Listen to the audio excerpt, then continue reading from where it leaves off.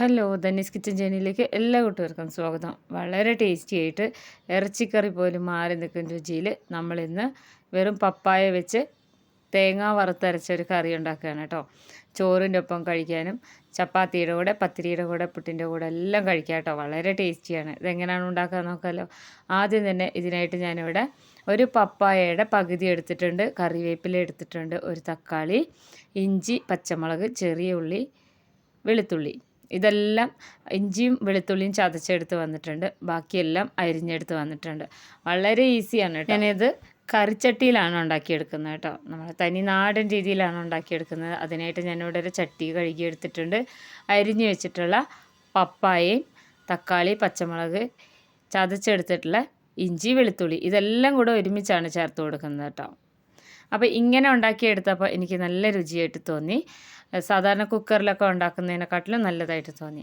അപ്പോൾ ഇനി ഞാനിവിടെ വെള്ളം ഒഴിച്ചു കൊടുക്കുകയാണ് കേട്ടോ. വെള്ളം കുറച്ചൊന്ന് വെന്ത് വരുമ്പോൾ ഇതിൽ തന്നെ വെള്ളം ഉണ്ടാവും. എന്നാലും ഞാനിവിടെ 1.5 കപ്പോളം വെള്ളം ഒഴിച്ചു കൊടുക്കുന്നുണ്ട്. ഇനി ഇതിലേക്ക് 1/2 സ്പൂണോളം മഞ്ഞൾപ്പൊടി ചേർത്ത് കൊടുക്കണം. 1/2 സ്പൂണോളം ഉപ്പും കൂടെ ഇട്ട് കൊടുക്കണം. ഇതെല്ലാം ചേർത്ത് നന്നായിട്ടൊന്ന് മിക്സ് ചെയ്തെടുക്കണം. നല്ല രുചിയാണ് കേട്ടോ. സാധാരണ നമ്മൾ ഇതുപോലെ തന്നെ വെള്ളരിക്കാക്കറിയും കുമ്പളങ്ങ കറിയൊക്കെ ഉണ്ടാക്കില്ലേ, അതിനെക്കാട്ടിലൊക്കെ രുചിയാണ് കേട്ടോ. ഇത് നമ്മളെ തൊടിയിലൊക്കെ ഉണ്ടെന്നുണ്ടെങ്കിൽ നമുക്ക് ഇന്ന് തന്നെ ഉണ്ടാക്കി നോക്കാം. അപ്പോൾ നന്നായിട്ട് ഇതുപോലെ ഇളക്കി യോജിപ്പിച്ചെടുത്ത് ഇനി നമുക്ക് സ്റ്റവിൽ വെക്കാം കേട്ടോ. മൂടി വെച്ച് വേണം വേവിച്ചെടുക്കാൻ. പെട്ടെന്ന് തന്നെ വെന്ത് കിട്ടും. അത്ര വലിയ കഷ്ണങ്ങളൊന്നുമല്ല. അപ്പോൾ ഞാനിവിടെ സ്റ്റവിൽ വെച്ചിട്ടുണ്ട് കേട്ടോ. ഇതുപോലെ അടച്ചു വെച്ചിട്ടുണ്ട്. ഇനി ഇതൊന്ന് തിളച്ച് വെന്ത് വരട്ടെ. മീഡിയം ഫ്ലെയിമിലിട്ട് കൊടുക്കാം. ഇനി ഞാനിവിടെ ഒരു കടായി ചൂടാവാൻ വെച്ചിട്ടുണ്ട്. ഇതിലേക്ക് ഞാനിവിടെ 3 സ്പൂണോളം വെളിച്ചെണ്ണ ഒഴിച്ച് കൊടുത്തിട്ടുണ്ട്. 1 കപ്പോളം തേങ്ങ ചേർത്ത് കൊടുത്തിട്ടുണ്ട്. ഒരു 3 ചെറിയ ഉള്ളിയാണ് കേട്ടോ, അരിഞ്ഞെടുത്തതാണ്. അതും കൂടെ ഇട്ട് കൊടുത്തു. ഇനി ഇതിലേക്ക് പെരിഞ്ജീരകം, ഒരു 1/2 സ്പൂണോളം പെരിഞ്ജീരകം, ഒരു 1/4 സ്പൂണോളം ഉലുവ, മുഴുവൻ ഉലുവയാണ് കേട്ടോ. ഇനി ഇതിനെ വളരെ ലോ ഫ്ലെയിമിലിട്ടിട്ട് ഒട്ടും തന്നെ കരിഞ്ഞു പോവാതെ വറുത്തെടുക്കണം കേട്ടോ. നല്ല രുചിയെന്ന് പറഞ്ഞാൽ പറഞ്ഞറിയിക്കാൻ പറ്റാത്ത രുചിയാണ് ഈ ഒരു പപ്പായ വറുത്തരച്ച കറിക്ക്. അപ്പോൾ നന്നായിട്ടൊന്ന് ഗോൾഡൻ ബ്രൗൺ കളറാവുന്ന വരെ ഈ ഒരു രീതിയിൽ വറുത്ത് കൊടുക്കാം. നമ്മുടെ തേങ്ങ ഇവിടെ ആയി വന്നിട്ടുണ്ട് കേട്ടോ. നല്ലോണം ഇതുപോലെ ഇങ്ങനെ നല്ല ക്രിസ്പി ആയിട്ടിരിക്കണം. നമ്മൾക്കിത് ആദ്യം പൊടിച്ചെടുക്കാനുള്ളതാണ്. അപ്പോൾ തേങ്ങയൊക്കെ ആയി വന്നിട്ടുണ്ട്. ചെറിയ ഉള്ളിയൊക്കെ അത്യാവശ്യം ഇങ്ങനെ നല്ലോണം ഒന്ന് ആയി വന്നിട്ടുണ്ട് കേട്ടോ. ഇനി ഇതിലേക്ക് നമ്മൾ മസാല ചേർത്ത് കൊടുക്കണം. ആദ്യം തന്നെ ഞാൻ ചേർത്ത് കൊടുക്കുന്നത് മല്ലിപ്പൊടിയാണ് കേട്ടോ. മല്ലിപ്പൊടി ഞാനിവിടെ ഒരു 1.5 സ്പൂണോളം ഇട്ട് കൊടുക്കുന്നുണ്ട്. മുളക് പൊടി ചേർത്ത് കൊടുക്കാം. ഞാനിവിടെ കാശ്മീരി മുളക് പൊടിയാണ്. സാധാരണ മുളക് പൊടിയാണെങ്കിലും കുഴപ്പമില്ല. കാശ്മീരി മുളക് പൊടി 1 സ്പൂണ്, പിന്നെ 1/2 സ്പൂണോളം കുരുമുളക് പൊടി. പൊടികളെല്ലാം തേങ്ങ മൂത്ത് വന്നതിന് ശേഷം മാത്രമേ ചേർത്ത് കൊടുക്കാവൂ. പൊടികൾ ചേർത്ത് കൊടുത്തതിന് ശേഷം വളരെ ലോ ഫ്ലെയിമിൽ തന്നെ ഇട്ട് നന്നായിട്ടൊന്ന് വറുത്ത് കോരണം. ഇതിപ്പോൾ ആയിട്ടുണ്ട് കേട്ടോ. നമുക്കിനി സ്റ്റൗ ഓഫ് ചെയ്ത് വയ്ക്കാം. നന്നായിട്ട് നമ്മളെ പൊടികളും തേങ്ങയെല്ലാം ഒരുപോലെ ആയി വന്നിട്ടുണ്ട്. ഇനി ചൂടാറിയ ശേഷം ഇതിനെ അരച്ചെടുക്കാം. അപ്പോൾ നമ്മുടെ നേരത്തെ നമ്മൾ തിളയ്ക്കാൻ വേണ്ടി വെച്ചിട്ടുണ്ടായിരുന്ന പപ്പായ നന്നായിട്ട് തിളച്ച് വന്നിട്ടുണ്ട്, വെന്ത് വന്നിട്ടുണ്ട്.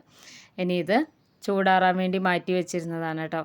ഇതിനെ നമുക്കൊന്ന് അരച്ചെടുക്കാം. ആദ്യം തന്നെ ഞാനിവിടെ പൊടിക്കുന്ന ജാറിലേക്കാണ് ഇട്ട് കൊടുക്കുന്നത്. അപ്പോൾ ഇത് നല്ല ആ ചൂടൊക്കെ ഒന്ന് പോയി കഴിഞ്ഞിട്ടുണ്ടെങ്കിൽ ഇതിനെ ആദ്യം പൊടിച്ചെടുക്കുകയാണ് ചെയ്യുന്നത് കേട്ടോ. ഒട്ടും തന്നെ വെള്ളം ചേർക്കാതെ ഇതിനെ പൊടിച്ചെടുക്കാം. അപ്പോൾ അത് ഞാനിവിടെ മിക്സിയുടെ പൊടിക്കുന്ന ജാറിലിട്ട് ഒന്ന് പൊടിച്ച് വന്നിട്ടുണ്ട് കേട്ടോ. ഇതുപോലെയാണ് ഇരിക്കുന്നത്. ഇത് മാത്രം പോരാ, ഇനി നമുക്ക് ഇതിനെ നന്നായിട്ട് അരച്ചെടുക്കണം. എന്നാലാണ് ആ കറക്റ്റ് പരുവത്തിൽ അരഞ്ഞ് കിട്ടുകയുള്ളൂ. ഇതിപ്പോൾ ഞാൻ മസാല ഉണ്ടാക്കി വെച്ച ആ തേങ്ങ വറുത്ത ആ ഒരു കടായിൽ നിന്ന് ചുഴറ്റിയെടുത്ത വെള്ളമാണ് കേട്ടോ. അത് ഇത്രയേ ഉണ്ട്. അപ്പോൾ വെള്ളം നമുക്ക് ആവശ്യമാണ്. ഞാനൊരു 1/4 കപ്പോളം മാത്രമേ എടുത്തിട്ടുള്ളൂ. ഇത് ഈ മിക്സിയുടെ ജാറിലേക്ക് ഇട്ട് കൊടുത്ത് നന്നായിട്ട് ഇതിനെ അരച്ചെടുക്കണം. അപ്പോൾ ഞാനിവിടെ അരച്ചെടുത്ത് വന്നിട്ടുണ്ട്. അരപ്പോടെ റെഡി ആയിട്ടുണ്ട്. ഇനി നമ്മുടെ നേരത്തെ തുറന്ന് വെച്ചിട്ടുണ്ടായിരുന്ന പപ്പായ നോക്കാം. അത്യാവശ്യം വെള്ളമുണ്ട് കേട്ടോ. നല്ലോണം വെന്ത് വന്നിട്ടുണ്ട്. ഇതൊന്ന് ജസ്റ്റ് ഇങ്ങനെ ഒന്ന് പ്രസ് ചെയ്ത് നോക്കിയാൽ അറിയാം. ഇത് ഒരുപാട് ഇങ്ങനെ ഉടച്ചു കൊടുക്കരുത്. ഇത് കണ്ടോ, ഇത്രയും വെന്ത് വന്നിട്ടുണ്ട്. ഉടച്ചു കൊടുക്കാതെ തന്നെ ഇതിൽ ഈ മസാലകളൊക്കെ പിടിക്കുമ്പോഴാണ് കേട്ടോ ഇതിൻ്റെ ഒരു ശരിക്കുള്ളൊരു രുചി അറിയാം. അപ്പോൾ നമ്മൾ അരച്ച അരപ്പ് ഇതിലേക്ക് ചേർത്ത് കൊടുക്കുകയാണ്. അരപ്പ് ചേർത്ത് കൊടുത്തു. ഇനി ഞാനിവിടെ ഏതാണ്ട് ഒരു 1.5 കപ്പോളം കൂടെ ചേർക്കുന്നുണ്ട്. ഇത് നമ്മൾ മിക്സിയുടെ ജാറൊന്ന് ചുഴറ്റിയെടുത്തതാണ് കേട്ടോ. അത് 1 കപ്പ് ചേർത്ത് കൊടുത്തിട്ടുണ്ട് ഇപ്പോൾ. ഇനി ഇതിലേക്ക് തന്നെ കുറച്ചുകൂടെ വെള്ളം ചേർത്ത് കൊടുക്കണം. 1.5 കപ്പോളം വെള്ളം ഇപ്പോൾ എക്സ്ട്രാ ചേർത്ത് കൊടുത്തിട്ടുണ്ട് കേട്ടോ. ഒരുപാട് ഇങ്ങനെ തിക്കായിരിക്കാതെ നമുക്കിങ്ങനെ ഒഴിച്ച് കഴിക്കാനുള്ള അത്രയും ലൂസായിട്ടിരിക്കണം. അപ്പോൾ ഇത് നന്നായിട്ട് ഉടഞ്ഞ് വന്നതുകൊണ്ട് തന്നെ ഇതൊന്ന് ചൂടാറി വരുമ്പോൾ കുറച്ചൊന്നിങ്ങനെ ഒന്ന് ഇത്രയും ലൂസാവാതിരിക്കും. അപ്പോൾ ഇത് അരപ്പ് നന്നായിട്ടൊന്ന് മിക്സ് ചെയ്ത് കൊടുക്കണം കേട്ടോ. നല്ലോണം ഒന്ന് മിക്സ് ചെയ്തെടുക്കണം. എന്നാൽ നമ്മുടെ ഈ ഒരു വെന്തിരിക്കുന്ന ഈ പപ്പായ ഉടയാനും പാടില്ല. അങ്ങനെ ഒന്ന് ഇളക്കി യോജിപ്പിച്ച് കൊടുത്തതിന് ശേഷം നമുക്കിതിൽ കുറച്ചും കൂടെ ഉപ്പ് ചേർക്കണം. നമ്മൾ വെള്ളം ഒഴിച്ചില്ലേ, 1/2 സ്പൂണും കൂടെ ഉപ്പ് ചേർത്ത് കൊടുത്തിട്ടുണ്ട്. ഇനിയൊന്ന് ഒരു 3 മിനിറ്റ് ഒന്ന് മീഡിയം ഫ്ലെയിമിലിട്ട് നമുക്ക് അടച്ച് വെച്ച് ഇതിനെ ഒന്ന് തിളപ്പിച്ച് ചെറുതായിട്ടൊന്ന് വറ്റിച്ചെടുക്കാം. അപ്പോൾ അതാ നമ്മുടെ പപ്പായ കറി ഇവിടെ ആയിട്ടുണ്ട്. അരപ്പൊക്കെ ഈ പപ്പായയിലൊക്കെ നന്നായിട്ട് പിടിച്ചിട്ടുണ്ട് കേട്ടോ. അപ്പോൾ ചട്ടിയിൽ വെക്കുന്നതൊരു പ്രത്യേക രുചിയാണ്. അപ്പോൾ നമ്മുടെ വീഡിയോ കണ്ടുകൊണ്ടിരിക്കുമ്പോൾ തന്നെ ചാനലൊന്ന് സബ്സ്ക്രൈബ് ചെയ്യാൻ മറക്കരുത്. ഇഷ്ടപ്പെട്ട ഫ്രണ്ട്സിനൊക്കെ ഒന്ന് ഷെയർ ചെയ്ത് കൊടുക്കണേ. അപ്പോൾ നമ്മുടെ ഈ പപ്പായ കറി ഇവിടെ ആയിട്ടുണ്ട്. ഇനി നമുക്ക് സ്റ്റൗ ഓഫ് ചെയ്തിട്ടതിന് ശേഷം ഇതൊന്ന് താളിച്ചിടാം. ഇതിനായിട്ട് ഞാനിവിടെ ഒരു കടായി സ്റ്റൗവിൽ വെച്ചിട്ടുണ്ട്. ഇതിലേക്ക് 2 ടേബിൾ സ്പൂണോളം വെളിച്ചെണ്ണ, ഒരു 4 ചെറിയ ഉള്ളി ചെറുതായിട്ട് അരിഞ്ഞെടുത്തതും കൂടെ ഇട്ട് കൊടുത്തിട്ടുണ്ട്. ചെറിയ ഉള്ളി ഇതിനെ ഒന്ന് ഇളക്കി കൊടുക്കണം കേട്ടോ. ഇതൊന്ന് ശരിക്കും ഈ കറിയുടെ ഒരു ടേസ്റ്റ് എന്ന് പറയുന്നത് നല്ലൊരു മണമെന്നൊക്കെ പറയണത് നമ്മൾ വറുത്തിടുന്നതാണ്. ഈ ചെറിയ ഉള്ളി ഒന്ന് ചെറുതായി മൂത്ത് വരുന്ന സമയത്ത് ഉണക്കമുളക് ഇട്ട് കൊടുക്കാൻ കേട്ടോ. ഞാനിവിടെ ചെറിയ മുളകാണ് ഇട്ട് കൊടുക്കുന്നത്. അപ്പോൾ ഒരു 6-7 ഉണക്കമുളകും 1 പിടിയോളം ഇതുപോലെ തന്നെ കറിവേപ്പില ഇട്ട് കൊടുത്തിട്ടുണ്ട്. ഇനി ഇത് ഒരു ഗോൾഡൻ ബ്രൗൺ കളർ ആവുന്ന വരെ തന്നെ ഇതിനെ ഇങ്ങനെ ഇളക്കിക്കൊണ്ടിരിക്കണേ. ഈ മുളകൊക്കെ നന്നായിട്ടും ഇതിൽ കിടന്ന് മൂത്ത് വരണം. അപ്പോൾ ഇതിവിടെ ഓൾമോസ്റ്റ് ആയിട്ടുണ്ട്. സ്റ്റൗ ഓഫ് ചെയ്ത് വെച്ചതിന് ശേഷം നമുക്ക് കറിയിലേക്ക് ഒഴിച്ചു കൊടുക്കാം. വളരെ ടേസ്റ്റി ആയിട്ടുള്ളൊരു കറിയാണ്. ഞാൻ ഇടയ്ക്കിടയ്ക്ക് വീട്ടിലുണ്ടാക്കുന്ന ഒരു ഈസി കറിയാണ് കേട്ടോ.